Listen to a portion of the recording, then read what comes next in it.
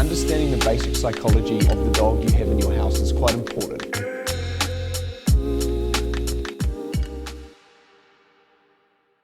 Now I'm going to teach him how to respond to the leash tension and bring in the marker as well. So we're going to bring together the leash training along with the positive reinforcement and marker training in order to shape the dog's behavior and teach the dog how to walk on a leash.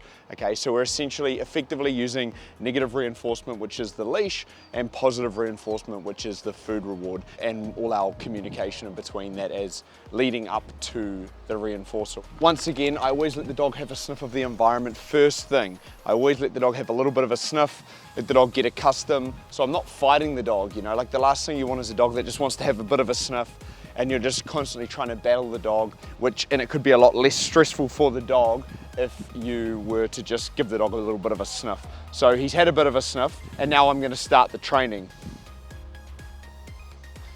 So find a line and find an open space that you can maneuver around.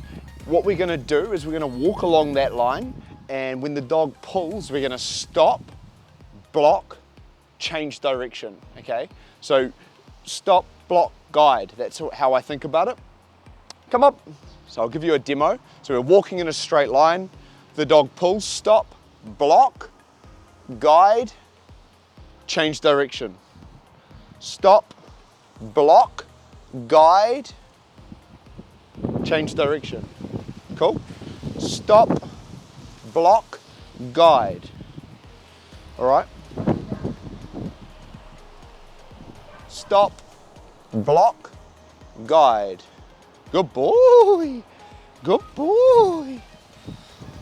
So you can see there's some opportunities to reinforce, but I'm not reinforcing yet just to show you guys the skill of stop, block, and guide, okay? But I could be reinforcing them for that engagement. So stop, block, guide. So the guide is just me adding a little bit more leash tension. So I'm nice and slow. I have little breaks in for the dog. Yes, I'll just reinforce him because he's engaging nicely. So I break it up for the dog. So I stop, block, guide. It's not one movement. It's not stop, block, guide all at the same time. There's slight pauses in between. The pauses aren't too long though, okay? Come on. So I'm still staying on that line. Yes. And then I bring in my reinforcement, okay? Yes. So I can reinforce him for being in position. So I'm walking, yes, staying in position, reinforcing for the duration of being in position, that's fine. And then say he loses focus, stop, block, guide, yes, mark and reinforce. And then it will get clearer over time, so we shape it up. So he's kind of cut me off here. I might just change direction, do my best to get him back on that side. Once he's there, yes, mark and reinforce. And I'm always staying patient, right? So he's trying to go around behind again, that's fine. I just blocked him with the leash a little bit.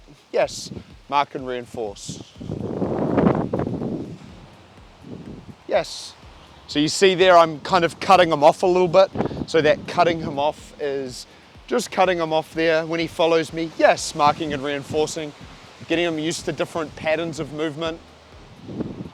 He's quite engaged. Sometimes, you know, you might find a dog, this is quite a relatively easy dog to do this with. With a more difficult dog, you might find you're having to a lot more stop, block, guide. Couple of elements. One would just be making sure, again, he's had the opportunity to explore. Two, you've built a relationship with the dog outside of that setting. That's going to make a huge difference. If you've built your markers up, you've built the right relationship and the dog wants to engage with you, this process is a lot easier. If that trust isn't there, you're constantly battling. You end up forcing the dog a lot more, using a lot more, you know, leash tension rather than building on your trusting relationship. So go at the dog's pace, make sure you've built trust in a quiet environment, and then start exposing the dog to different situations. Yes.